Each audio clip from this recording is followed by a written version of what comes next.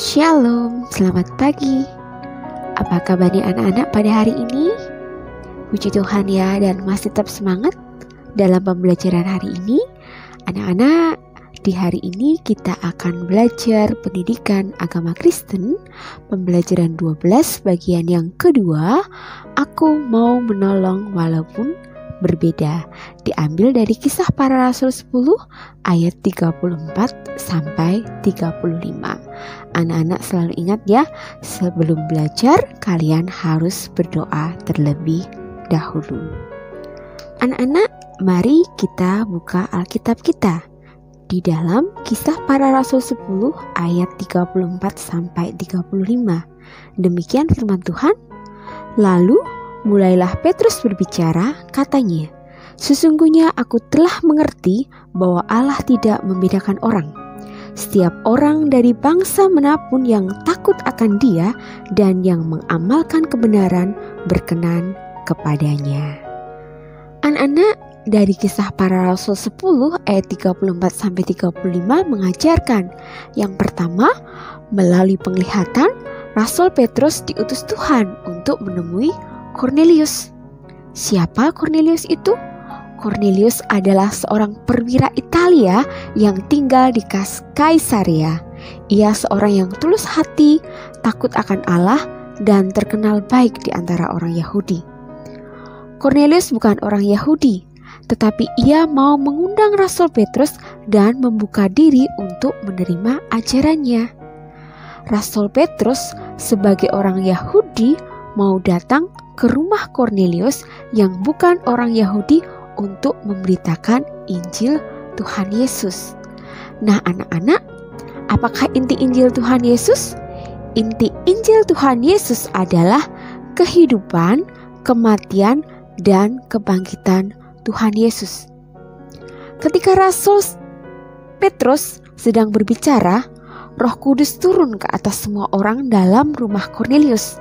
Kemudian Kornelius memohon supaya Rasul Petrus membaptis seisi rumahnya.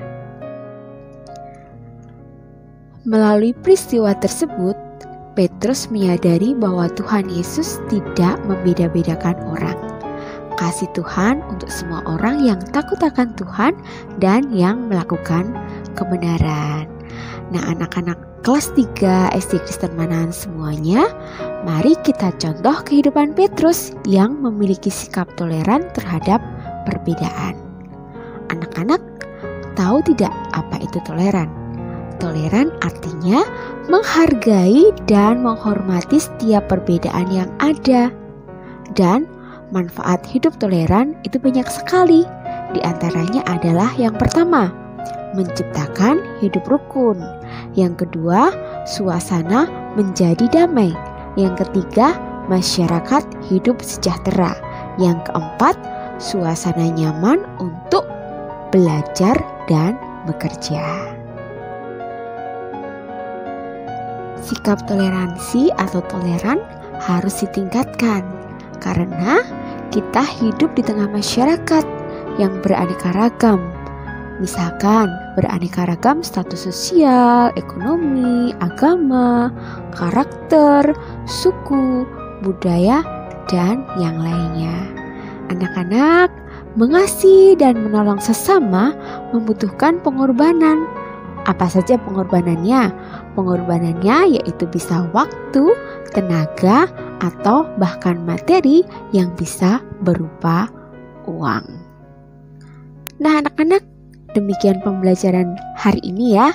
Jangan lupa, sikap toleran harus ada di dalam setiap langkah kehidupan kita dan harus kita lakukan dalam kehidupan kita. Dan ingat, Injil Kristus atau Injil Tuhan Yesus harus kita nyatakan dalam kehidupan kita sehari-hari dengan kita hidup mengasihi dan menolong sesama kita. Demikian pembelajaran hari ini.